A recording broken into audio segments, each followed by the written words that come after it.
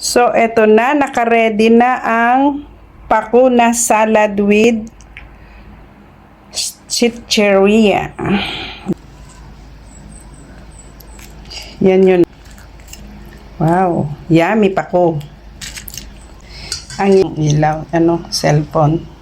Oh. Yung na-miss kong mag-ulam ng salad na gulay. So, ito. Tsagaan natin itong maanghang na Hershey na maliliit. Simayin lang lahat yung ingredients. Basta ang importante ay malinis. At ito yung pula na itlog. Itong pako na ito, hihimayin. Kukunin yung malambot na parte at saka i-blanch saglit bago templahan. Let's do it!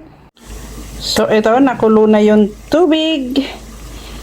Ipakulo natin yung pako dyan ng at least 5 minutes para maluto. Yan.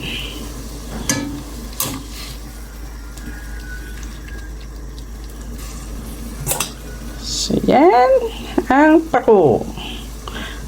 So, ito, luto na ang binlance na pako. At usually, iniluto ko siya ng medyo 5 minutes. So, ayan, sa isang taling pako lang, tapos na ang tanghalian. Sorry naman, first time kong pinakain sila ng pako. Sabi ng apo ko, Mama Dominic, nag-experiment ka lang yata ng ulam.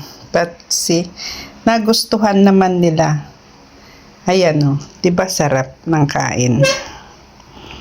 Yan na lang tira.